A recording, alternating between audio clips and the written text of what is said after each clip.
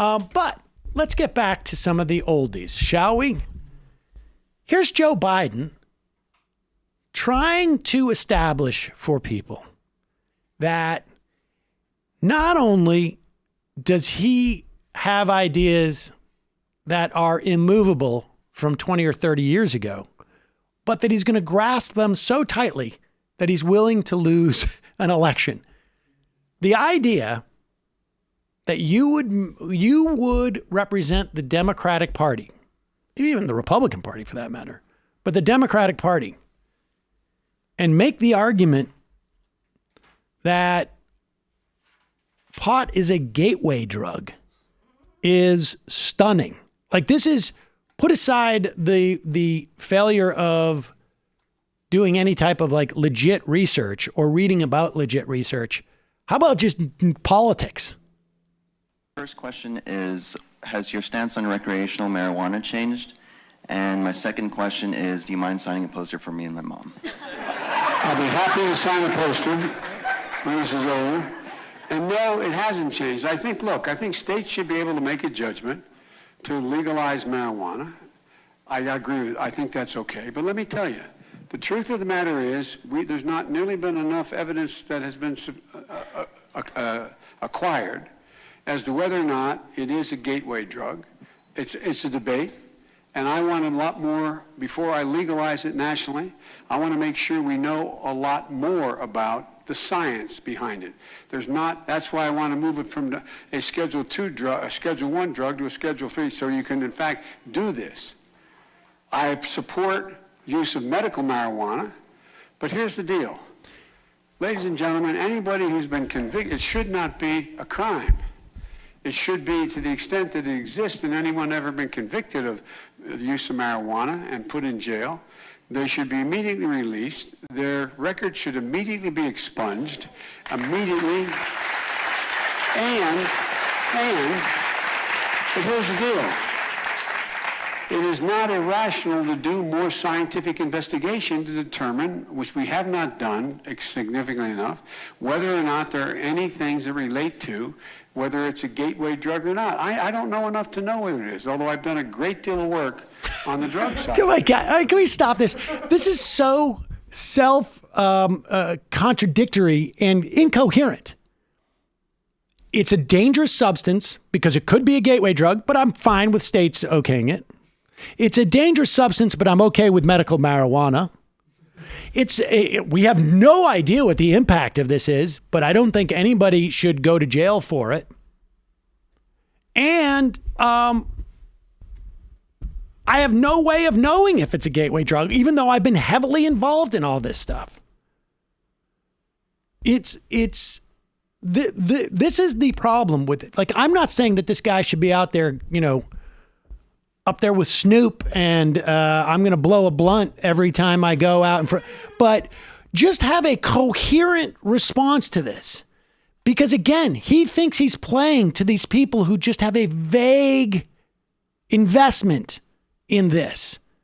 They just want to hear the words that you won't legalize it federally, but you're not going to turn off all of the other people who are like in states and seeing that it's not that problematic. Like, look, in Colorado, it has been legalized for what now? 3 or 4 years?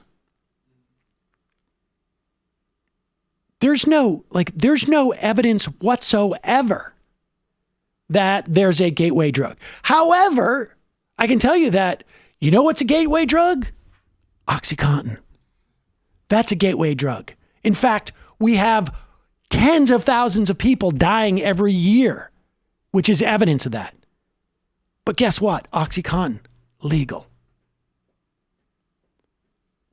And the list goes on and on. I mean, the idea that you need this overly rigorous testing to determine this one sociological factor.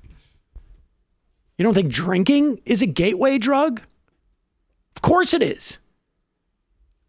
I mean, it's absurd. It's absurd. And the problem is not just that he's wrong on the science and this and that. I mean, like, I can understand if there was some type of political value to it. But. Well, he's trying to have it both ways, right? Exactly. That's my point.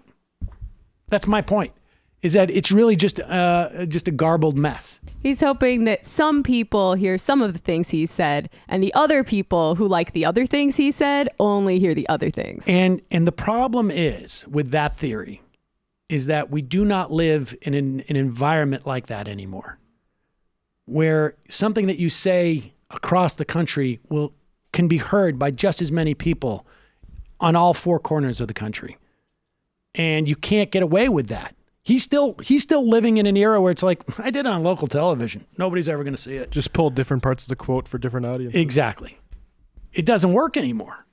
And that's why, I mean, that's the scary part about Joe Biden, is that's the type of thing that will maybe get you a plurality in a primary where people think that you have some type of special power over elections and winning, and because you're associated with Obama.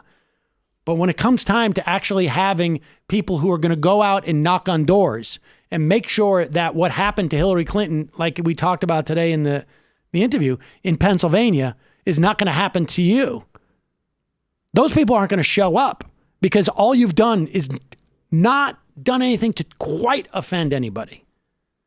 But you haven't done anything to inspire anybody. You haven't done anything that is actually like showing any type of,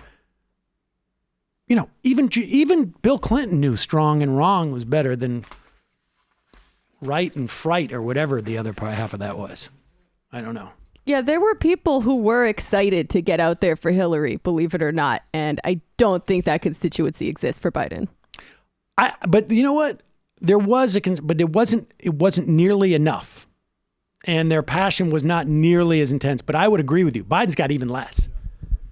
At least Hillary, like, the reason I felt I don't know if excited is a word, but about my vote for Hillary is like, she's going to be the first woman president, I thought at that time. Yes, that was an important, I